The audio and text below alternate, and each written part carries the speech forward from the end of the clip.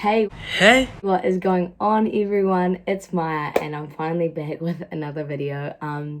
It has been a while, I'll be honest, but I actually had really low motivation. I couldn't be bothered doing anything, especially not making a YouTube video and editing it and everything. Yeah, I was bummed out, and I really didn't have any motivation, and I didn't want to make a half-assed video for you guys. So here I am after a couple months. I'm refreshed, I'm renewed, and I'm ready to hit you guys with another video. Sorry for the cheeky outfit change, got a little bit chilly in here. But today, I'm going to be reading one of your stories. So, a few months ago actually, before creating this channel, I put a notice out, put a message out to all my friends and just said, hey, if you have a story you want to share, fill out this form, tell your story completely anonymous. Give me your details, give me your story, and then give me something you've learned from that story.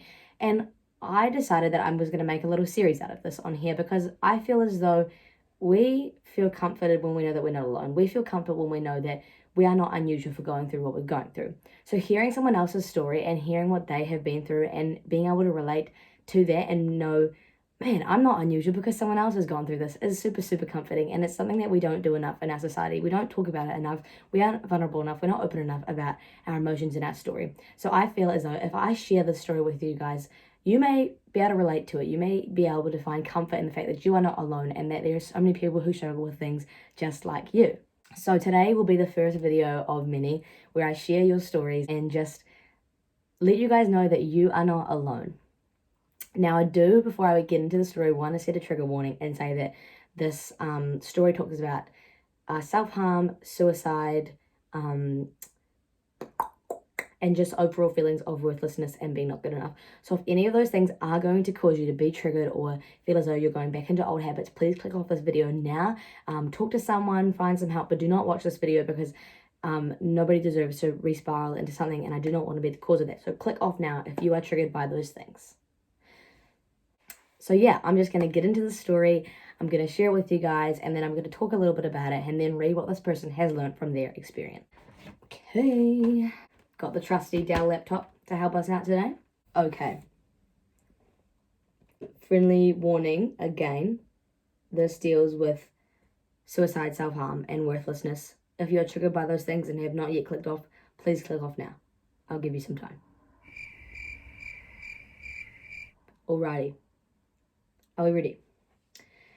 Okay. I've struggled with never being enough my entire life. I was kind of smart and people liked me because I was nice, but I always knew that it wasn't enough. I needed to push myself to be the nicest or the smartest or the most liked. It was ridiculous, and it escalated in middle school. I started to have panic attacks literally everywhere nearly every day at one point, and I hated myself.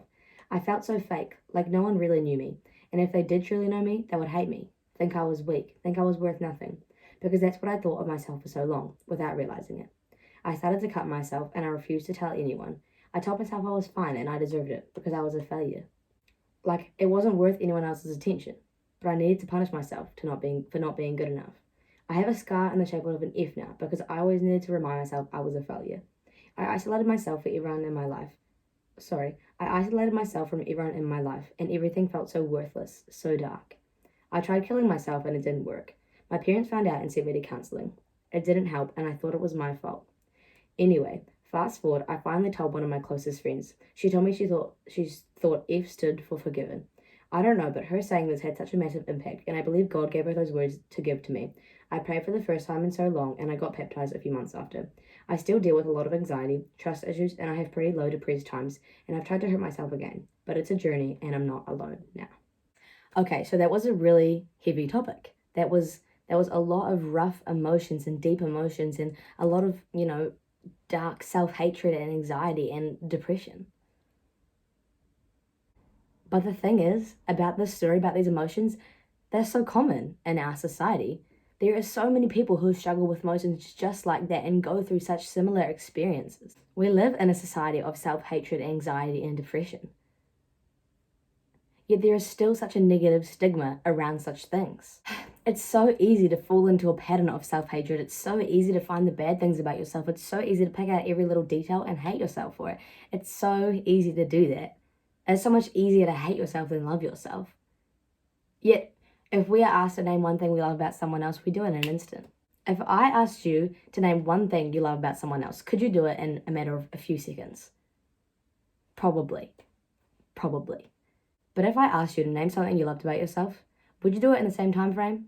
I assume about 90% of you would answer to that question, no. And I'm gonna be honest, that's myself included. It is so easy to name things you love about someone else. It is so easy to praise other people for the littlest things, but when it comes to ourselves, we can never find something that is good enough. We can see it in the story, and I'm sure we can see it in many of your stories as well, which just continues to prove my point, is that you are not alone. If you listen to that story and realize, wow, I thought I was the only one, then there you have it. You're not alone in what you struggle with. What you struggle with is completely valid. But I'm here to tell you right now that you exist, therefore you matter. There is not a single person in this world that is not good enough. You are all worthy of love, of care, of attention. You are all loved. You are all worth it. You all deserve a happy life. You don't have to meet a ridiculous societal standard to be considered good enough. You don't need others' approval to be deemed worthy. By existing and by being the best person you can be, you're already enough. You're already worth it. All the time. Don't seek validation in unrealistic things. Don't set unrealistic standards and strive to attain them when you know that you can't. Because you'll always be disappointed. If you set unrealistic standards of being perfect or being the best at everything, you won't reach those, and you'll feel disappointment every time you fail to reach them. Know that being you is enough. It's accepted, it's loved. I know many of you may be going through what this person had gone through. And that's okay. It's okay to struggle. It's okay not to be okay. You are not any less of a person if that's what you're struggling with right now. So hurt. Let it out. You know, cry on your bathroom floor at 3 a.m. But don't let that consume your life, because let me tell you, that is not forever.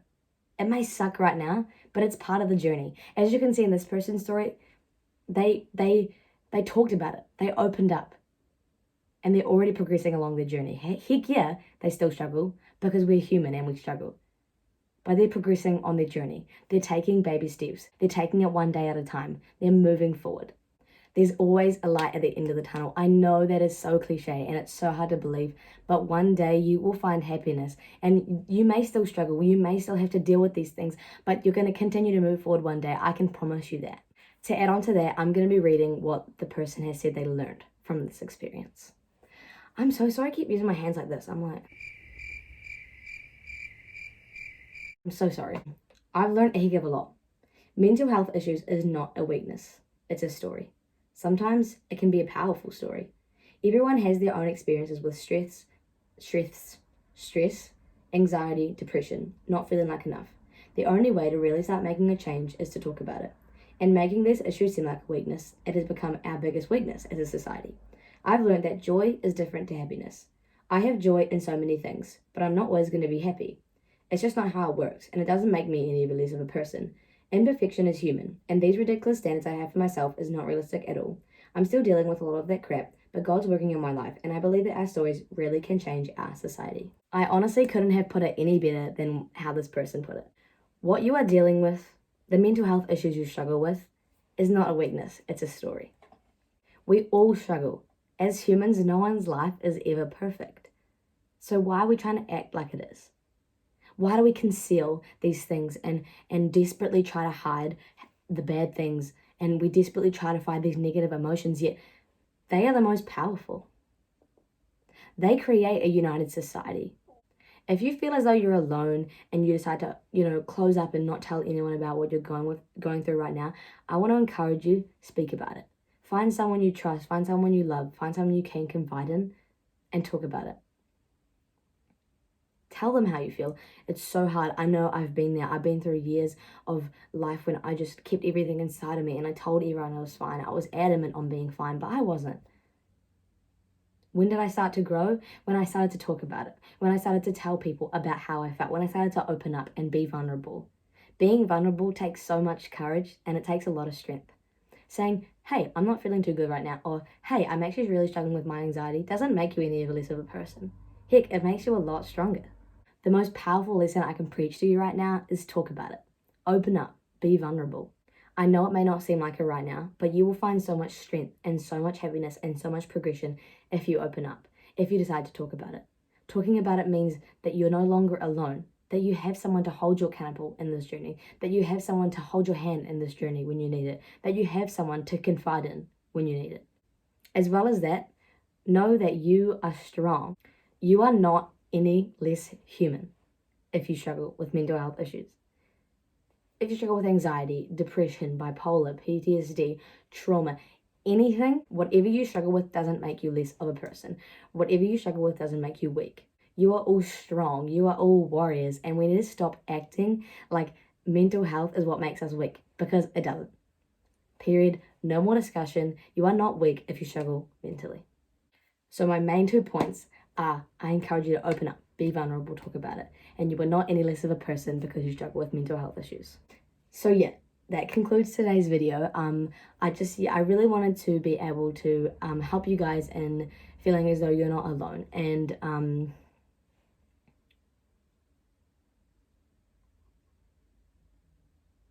I wanted to remind you guys that it's okay not to be okay. I know plenty of you may struggle with what I've just read about and what I've just talked about. So I hope you found some sort of comfort in this, and I hope you know that you are never alone. Whatever you're struggling with right now, please talk to someone. If you don't have someone to talk to, my DMs are open. Message me anywhere you can. I love you all. Stay safe. What was that? I love you all. Stay safe. See you next time. Did you know that if you stop talking, we don't have to hear your annoying ass? I love you all. Stay safe. See you next time. Ooh, ew.